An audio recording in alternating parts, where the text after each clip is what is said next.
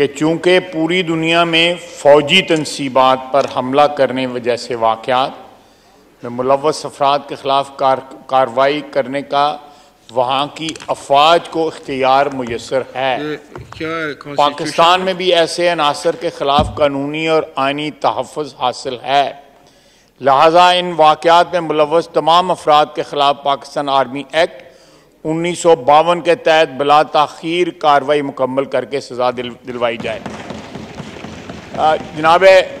जनाब स्पीकर, सारी दुनिया में ये जो नंबर 4 पैरा है, ये इसलिए यहाँ इस करारदाद में डाला गया है कि सारी दुनिया में जब फ़ौजी तनसीबात पे उसी मुल्क के या दुश्मन मुल्क के,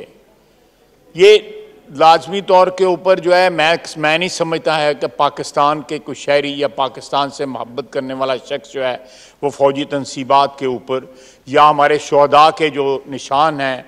उनकी जो यादगारें हैं, उन पर हमला करेगा। कोई पाकिस्तानी जो है ये बात नहीं कर सकता।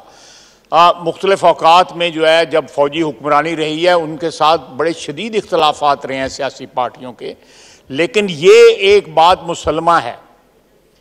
कि हमारे वतन में शुहदा की इज़्ज़त और पाकिस्तान के दफ़ाई तनसीबात जो हैं, जनाबे वाला एक मियाँ वाली के एयर बेस पे 85 जहाज़ खड़े थे उस वक़्त, जिनको जलाने की कोशिश की गई, और जब उन तक ना पहुँच सके जो बाहर एक जहाज़ जो है यादगार के तौर पे था, उसको जला दिया गया। यहाँ पे GHQ के ऊपर हमला किया गया जो हमारी दफा का निशान है। तो अगर कानून जो है ऑलरेडी 1952 का कानून जो है ये बात जो है वो मुयस्सर करता है, ये बात जो है वो ये सहूलत देता है कि ऐसे लोगों को जो मुल्क दुश्मन कार्रवाई जो है सिर्फ पाकिस्तान के दुश्मन कर सकते हैं, उस किस्म की कार्रवाई करें।